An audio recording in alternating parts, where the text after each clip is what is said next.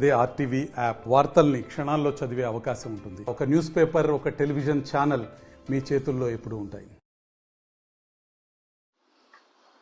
CPM మొదటి నుంచి ఈ బోటక్ ఎన్కౌంటర్లకు తీవ్రమైన వ్యతిరేకం. మార్క్సిస్ట్ పార్టీ కార్యకర్తల్ని క్రూరంగా మావోయిస్టులు హత్య చేస్తున్న సందర్భంలో కూడా వారిని ప్రభుత్వం హత్య చేస్తే బోటకంగా దాన్ని ఖండించాం. ఆ రకంగా ఒక సూత్రబద్ధమైన వైఖరిని మేము తీసుకున్నాం. ఇప్పుడు మావోయిస్టుని ఆపరేషన్ కగార్ పేరుతోటి వేటాడి వేధించి క్రూరంగా హత్య చేస్తుంది కేంద్ర ప్రభుత్వం. దాన్ని మేము తీవ్రంగా ఖండించాం. వారు మొదటి నుంచి మేము చర్చలకు సిద్ధమైన తర్వాత ప్రైవేటు వ్యక్తులు అయితే వాళ్ళు నచ్చినట్టు చేయొచ్చు, కానీ ప్రజలు ఎన్నుకున్న ప్రభుత్వం ఒకసారి చర్చలకు మేము సిద్ధమైన తర్వాత చర్చించకుండా చంపి తీరుతామని చెప్పేసి పత్రుల వైఖరి తీసుకోవడం ప్రజాస్వామ్యం కాదు. అది కేంద్ర ప్రభుత్వ వైఖరిని మేము ఖండించాం. ఈరోజు ఆంధ్రప్రదేశ్ ప్రభుత్వం ఎక్కడి నుంచో వచ్చి తలదాచుకున్న వాళ్ళందరినీ పట్టుకొని అరెస్ట్ చేయడం, పట్టుకెళ్ళి అడవుల్లోకి తీసుకెళ్ళి ఎన్కౌంటర్లు అని పేరు చెప్పి బోటకంగా కిరాతకంగా హత్య చేయడం అన్ని మేము తీవ్రంగా ఖండిస్తున్నాం. అలాగే అరెస్ట్ చేసి చిత్రహింసలు పాలు చేసి ఎక్కడికో తీసుకెళ్ళి కాల్ చేసి అక్కడేదో ఎన్కౌంటర్ జరిగినట్టు, ఎదురెదురుపడి తారసపడి కాల్పులు జరిగినట్టు, దాంట్లో మరణించినట్టు కట్టుకథలు సృష్టించి ఆ రకంగా చెప్పడం అని చెప్పేసి ప్రభుత్వం చేస్తుంది. ఈ బోటక్ ఎన్కౌంటర్కి నిజంగా ఎదురెదురుపడి కాల్పుల్లో జరిగిన సంఘటనకి తేడా స్పష్టంగానే కనపడుద్ది ఎవరికైనా. కానీ ఈ మధ్యకాలంలో మారేడుమిల్లి అడవుల్లో 2 ఎన్కౌంటర్లని పోలీసులు ఏవైతే చెప్తున్నారో అవి స్పష్టంగా బోటక్ ఎన్కౌంటర్లని స్పష్టంగా కనపడుతుంది. అందుకని అటువంటి బోటక్ ఎన్కౌంటర్లని వెంటనే నిలిపివేయాలని, ఒకవేళ ఎక్కడ దొరికితే అరెస్ట్ చేసి కేసులు పెట్టి చట్టబద్ధమైన పద్ధతిలో వాళ్ళ పట్ల వ్యవహరించాలి తప్ప ఈ రకంగా చేయడం మంచిది కాదు. ఇంకా కొంతమందిని ఆ రకంగా చేసే ప్రమాదం ఉందని చెప్పేసి కూడా పత్రికల్లో వస్తున్నాయి. కుటుంబ సభ్యులు ఆ రకంగా అనుకుంటున్నారు. కాబట్టి అటువంటి దానికి ఏ మాత్రం అవకాశం లేకుండా ప్రభుత్వం వ్యవహరించాలని చెప్పేసి ఈ సందర్భంగా కోరుతున్నాను. నాకెవరో ఐడియా లేదు, నేను సీనియర్ నేతనే. మాకెవరు వాళ్ళు అంటున్నారా? అయితే వాళ్ళు ఏమైనా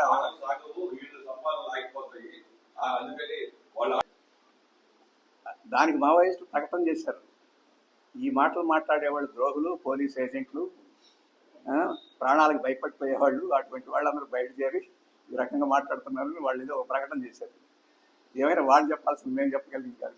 మేము మొదటి నుంచి, ఇప్పుడు కాదు, 1967 నుంచి మన దేశ పరిస్థితులు సాయుధ పోరాటానికి సానుకూలంగా లేవు. మీరు అడ్వెంచరిజం చేస్తున్నారు, రాజ్యానికి ఒక అవకాశం ఇస్తున్నారు. వీళ్ళు హింసాత్మాదులు అని చెప్పేసి పట్టుకొని కాల్చి చంపేదానికి, అణిచివేసేదానికి రాజ్యానికి ఒక అవకాశం ఇస్తున్నారు. అది మీరు నష్టపోవడం కాదు, మొత్తం వామపక్షమే నష్టపోద్దని చెప్పేసి 1967లో చెప్పి, ఇప్పుడు కాదు. ఇప్పుడు ఈయన వచ్చి ఎవరు మల్లోజుల వచ్చి వాళ్ళ ప్రకటన చేస్తున్నాడు. మేము ఈ మాట చెప్పినందుకు దేశవ్యాప్తంగా దాదాపు 2000 మంది మా కార్యక్రమం చంపారు మావోయిస్టులు.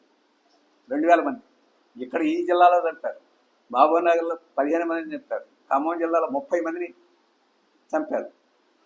అయినా మేము ఆ విధానం తప్పన్నాం తప్ప మేము వాళ్ళని బోటకు ఎన్కౌంటర్లు చేస్తే మేము ఎప్పుడు సమర్థించలేదు, ఖండించాం. వాస్తవంగా వాళ్ళు విడుదల చేయమని చెప్పి కూడా మేము ఆందోళన కూడా చేసాం. కానీ మీరు అడిగిన ప్రశ్నకు వాళ్ళు చెప్పాల్సింది, మేము సమాధానం చెప్పలేదు.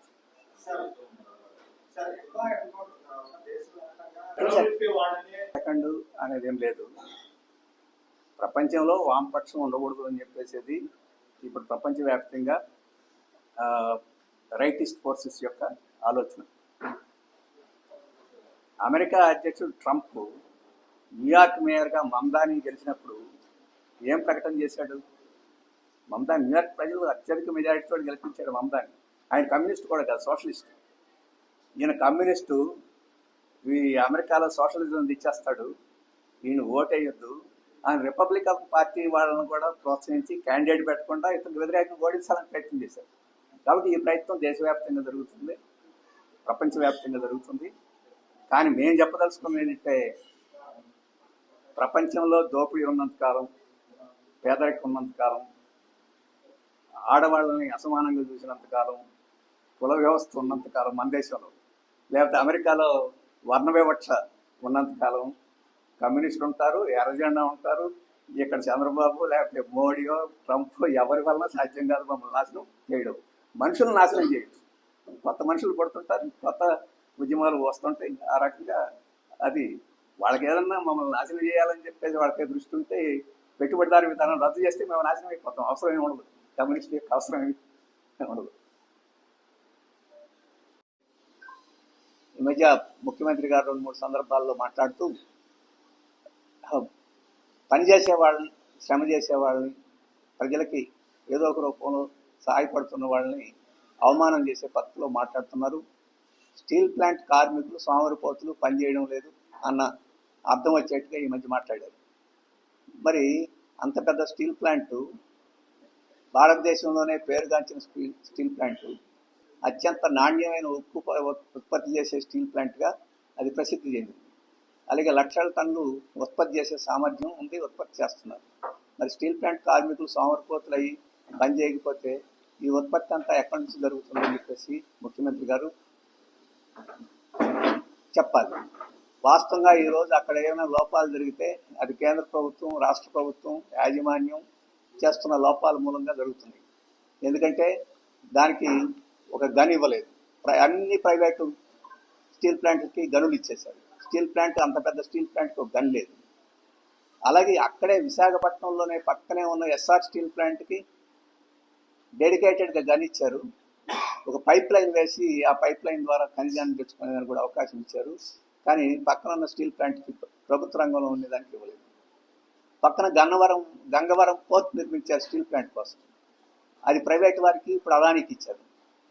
బొగ్గు స్టీల్, ఇంత పెద్ద ఉక్కు ఫ్యాక్టరీకి బొగ్గు దిగుమతి చేసుకోవడానికి ఓడరేవు ఇవ్వాలి.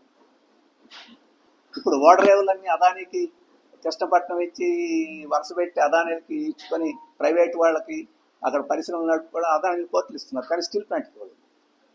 ఇటువంటి చాలా అన్యాయమైన, అలాగే చాలా పక్షపాతమైన పద్ధతిలో స్టీల్ ప్లాంట్ గురించి వ్యవహరించి ఈరోజు అక్కడ కార్మికుల్ని తప్పు పట్టడం అని చెప్పేసి చాలా అభ్యంతరకరమైంది. అది న్యాయమైంది కూడా కాదని చెప్పేసి మేము చెప్పదలుచుకున్నాం. అలాగే డాక్టర్ల గురించి కూడా అదే పద్ధతిలో వ్యాఖ్యానం చేశారు ముఖ్యమంత్రి గారు. అంటే మామూలు ప్రాణం ఉన్న డాక్టర్ల కన్నా ప్రాణం లేని ఆర్టిఫిషియల్ ఇంటెలిజెన్స్ గొప్ప పని చేస్తుంది, వైద్యం బాగా చేస్తుంది అని చెప్పేసి. అయితే ముఖ్యమంత్రి గారితో ప్రారంభించడం మంచిది. ఆయనకు డాక్టర్లు, ముఖ్యమంత్రి అంటే ఆయన పర్సనల్ వైద్యులు కూడా ఉంటారు. అటువంటి డాక్టర్లందరినీ వారిని ఇంటికి పంపించేసి రోజు కంప్యూటర్లో ఏఐ చూసుకొని వైద్యం చేసుకుంటాడా ముఖ్యమంత్రి అని. ఒకవేళ అట్లాంటి ప్రయత్నం చేస్తే మంచిది కాదని కూడా మేము చెప్తాం. ఆయన డాక్టర్లనే, ప్రాణం ఉన్న డాక్టర్లనే నమ్మడం మంచిది వైద్యం కోసం. ఆర్టిఫిషియల్ ఇంటెలిజెన్స్ని, అవన్నీ కంప్యూటర్ చేసి వైద్యం, కంప్యూటర్ చేసి చదువు, ఇవన్నీ యంత్రాలన్నీ సహాయపడే తప్ప మనిషిని లేకుండా చేసేవి కాదు, మనిషికి సహాయపడేవి.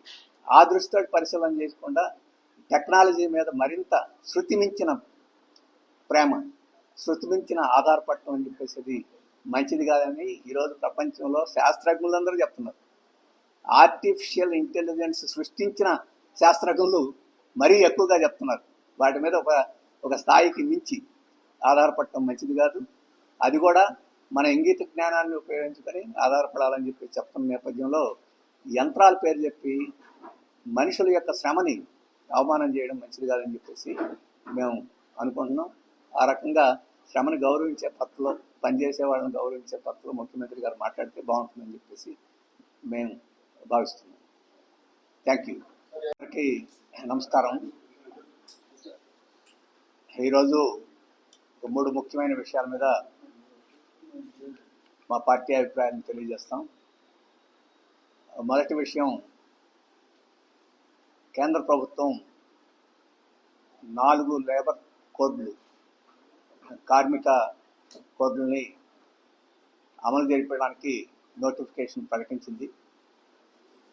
మొదటిది వేతనాలకు సంబంధించిన కోడ్, రెండవది కార్మిక సంబంధాలు, ఇండస్ట్రియల్ రిలేషన్స్ సంబంధించిన కోడ్, మూడవది కార్మికుల యొక్క ఆరోగ్యం భద్రతకు సంబంధించిన కోడ్. నాలుగవది కార్మికుల యొక్క సోషల్ సెక్యూరిటీకి సంబంధించిన కోడ్. ఈ 4 ప్రకటించింది. వెంటనే అమల్లోకి తీసుకొస్తామని చెప్పేసి కూడా చెప్పింది. 2019 నుంచి ఇటువంటి ప్రయత్నాలు చేస్తున్నా కార్మికులు తీవ్రంగా ప్రతిఘటించి కార్మిక సంఘాలు తీవ్రంగా అభ్యంతరాలు పెట్టి దాదాపు 5 సంవత్సరాల్లో 5 సార్లు దేశవ్యాప్త సమ్మెలను నిర్వహించి ప్రతిఘటించిన వారి మూలంగా ఇప్పుడు దాకా అమల్లోకి తీసుకురాలేదు. బీహార్ ఎన్నికల సందర్భాన్ని పూర్తి చేసుకున్న తర్వాత దానిలో విజయం సాధించిన తర్వాత ఈ మొత్తం వాతావరణంలో ఇప్పుడు ఈ లేబర్ కోడ్స్ని తీసుకొస్తే తనకు ఎదురుండదు, ప్రశ్నించే వాళ్ళు భయపడతారు, లేకపోతే వెనక్కి తగ్గుతారనే దుర్బుద్ధితోటి ఈ లేబర్ కోడ్స్ని ఇప్పుడు అమల్లోకి తీసుకురావడం ప్రారంభించింది. దీనికి భారత కమ్యూనిస్ట్ పార్టీ మార్క్సిస్టు కేంద్ర కమిటీ తీవ్రమైన అభ్యంతరం తెలియజేస్తుంది. ఇది కార్మికుల యొక్క హక్కుల్ని కాలరాస్తుంది, వాళ్ళ జీతభత్యాలని తగ్గిస్తుంది, వాళ్ళ పని గంటలు పెంచుతుంది, వాళ్ళకి భద్రతా సౌకర్యాలని యజమానుల యొక్క దయాదాక్షిణ్యాల మీద ఆధారపడేట్టు చేస్తుంది. అన్నిటికన్నా ముఖ్యంగా కార్మిక సంఘాలని పెట్టుకునే హక్కు, అలాగే సమ్మె చేసే హక్కు, వీటన్నిటి మీద తీవ్రమైన పరిమితులు విధించే పద్ధతిలో ఈ చట్టాలు ఉన్నాయి. ఇంత దుర్మార్గమైన చట్టాలని గొప్ప చట్టాలుగా, కార్మికులకు ఎంతో మేలు చేసే చట్టాలుగా అభివర్ణిస్తూ సాక్షాత్తు ప్రధానమంత్రి గారే దీని మీద ప్రకటనలు చేశారు. ఇంత గొప్ప ప్రకటనలు అయితే, ఇంత గొప్ప కోడ్లు అయితే 5 ఏళ్ల నుంచి ఎందుకు అమలు జరపలేకపోయింది? అలాగే అనేక రాష్ట్రాలు ఎందుకు అభ్యంతరాలు పెట్టినాయి? కార్మిక సంఘాలు ఎందుకు సమ్మె చేసినాయి? జులైలో జరిగిన సమ్మెలో 25 కోట్ల మంది దేశవ్యాప్తంగా కార్మికులు సమ్మెలో పాల్గొన్నారు. ఇంత విస్తృతంగా కార్మికుల్లో ఎందుకు అభ్యంతరం వచ్చింది? ఇవన్నీ కేంద్ర ప్రభుత్వానికి తెలియదా అని చెప్పేసి మేము అడుగుతున్నాం. అలాగే ఇంత గొప్ప ఈ చట్టాలైతే బీహార్ ఎన్నికల దాకా ఆగి ఎన్నికల్లో విజయం సాధించిన తర్వాత ఇప్పుడు ఎందుకు ప్రకటించాల్సి వచ్చింది? ఇవన్నీ ప్రశ్నలు. ఈ ప్రశ్నలకు సమాధానం చెప్పగలిగిన పరిస్థితి కేంద్ర ప్రభుత్వంలో లేదు. అందుకనే ఈ నెల 26వ తేదీన కేంద్ర కార్మిక సంఘాలు, ప్రజా సంఘాలు ఈ లేబర్ కోడ్లకు నిరసనగా దేశవ్యాప్తంగా ఆందోళన చేపట్టాయి. ఈ ఆందోళనకి భారత కమ్యూనిస్ట్ పార్టీ మార్క్సిస్ట్ పూర్తిగా మద్దతు ఇస్తుంది. వెంటనే ఈ లేబర్ కోడ్ల అమలుని పూర్తిగా ఉపసంహరించాలని, ఏవైనా కార్మికుల ప్రయోజనం కోసం పనికొచ్చే అంశాలు కొత్తగా తీసుకురావాలంటే కార్మిక సంఘాలతో చర్చించి అంతర్జాతీయ కార్మిక చట్టాలకి, విధానాలకి లోబడి మార్పులు చేయాలి తప్ప ఏకపక్షంగా ఈ రకంగా కేంద్ర ప్రభుత్వం యజమానులకు అనుగుణంగా విదేశీ, స్వదేశీ కంపెనీల యొక్క ప్రయోజనాలు కాపాడడానికి ఈజ్ ఆఫ్ డూయింగ్ బిజినెస్ పేరుతోటి ఈ దోపిడీని బలపరిచేదానికి ఈ రకంగా ఈ చట్టాలు తీసుకురావడం అభ్యంతరకరం, అన్యాయం. దీన్ని మేము తీవ్రంగా ఖండిస్తున్నాం. 26వ తేదీ నిరసన కార్యక్రమాలకు మా పార్టీ పూర్తిగా మద్దతు ఇస్తుంది. నిన్న చంద్రబాబు నాయుడు గారు, రాష్ట్ర ముఖ్యమంత్రి గారు, ఆయన ఆరోగ్య శాఖని సమీక్ష చేసినట్టు పత్రికల్లో వచ్చింది.